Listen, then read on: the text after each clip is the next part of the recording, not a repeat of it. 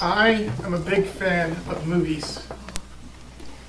I don't know how many of you would just enjoy going out to the movies on a Saturday night or Friday night, or just sitting at home watching flicks. It's a great way to spend your life, especially when you don't want to do anything else. But my favorite types of movies are science fiction movies. Movies that have some disaster or maybe there's a movie about some strange, huge animal that goes around eating people or something like that. And for every good Hollywood blockbuster movie that's like that, if you ever watch the Sci-Fi Channel on cable, there are a dozen cheesy, crappy movies, if I can use that word, I'm sorry. Just bad copies of it. Like for every Armageddon, you know, the movie where the asteroid was coming to hit the planet Earth. If you watch Sci-Fi Channel, there's movies like Comet, or Meteorites, or, oh my goodness, something's falling from the sky. The world's going to end. And for every Lake Placid where this huge alligator is coming down to devour people, there's movies like Sharktopus, or Octoshark, or something like that. Or Mega Shark versus something or another, where we have to rely on 80s pop stars to save the planet. But Debbie Gibson promised. Yeah, Debbie Gibson and Tiffany, you know, even they don't work together well, apparently. But they're horrible. You know, one thing about these movies is there's a lot of people are going to die, and somehow, hopefully, people are going to survive. Apparently somebody survives because our hero has to end on victory. So what does this have to do with anything? Well, today I've titled my sermon, How to Survive a Cheesy Sci-Fi Movie. And that's an extended metaphor that you're going to see throughout this whole shebang this morning. But we're talking about real practical stuff here. We're coming out of Hebrews chapter 10.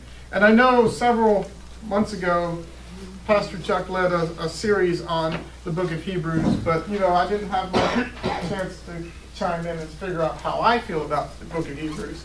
And I've been taking a class in seminary this semester that's on the book of Hebrews. So this is my chance to talk about Hebrews chapter 10. And to give you a little refresher of what's happening in the lives of these people. The book of Hebrews, we don't know who wrote it.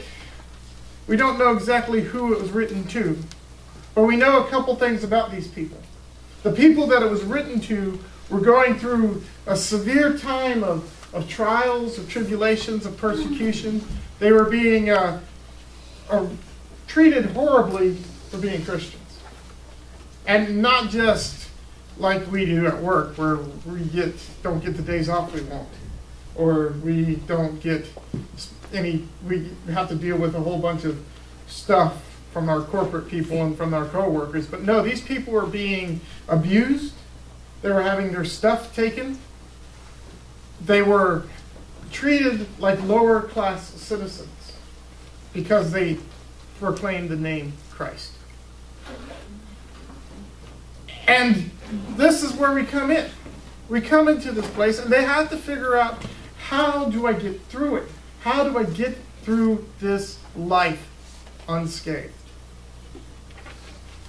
Well, Hebrews chapter 10 gives us a brief glimpse of what steps they need to take in order to make it through this unscathed, or to make it through this at all. And I found 4 steps on how to survive persecution, and in the case of our sermon fund today, a cheesy science fiction movie. So starting with verse 19, I'll just read it through and then I'll come back and we'll talk about it. So therefore, my friends, since we have confidence to enter the sanctuary by the blood of Jesus, by the new and living way that he opened for us through the curtain that is through his flesh. And since we have a great priest over the house of God, let us approach with a true heart, and full assurance of faith, with hearts sprinkled clean from an evil conscience and our bodies washed with pure water. Let us hold fast to the confession of our hope without wavering. For he who has promised is faithful, and let us consider how to provoke one another to love and good deeds, not neglecting to meet together as is the habit of some, but encouraging one another, and all the more as you see the day approaching. For if we willfully persist in sin, after having received the knowledge of the truth, there no longer remains a sacrifice for sins, but a fearful prospect of judgment, and the fury of fire that will consume the adversaries. Anyone who has violated the law of Moses dies without mercy on the testimony of 2 or 3 witnesses. How much worse punishment do you think will be deserved by those who have spurned the Son of God, profaned the blood of the covenant by which they were sanctified, and outraged the Spirit of grace? For we know that the one who said, "Vengeance is mine, I will repay," and again the Lord will judge his people. It is a fearful thing to fall into the hands of the living God.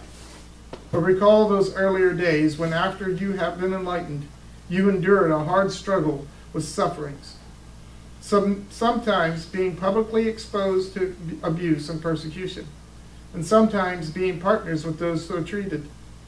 For you had compassion for those who were in prison, and you cheerfully accepted the plundering of your possessions, knowing that you yourselves possess something better and more lasting.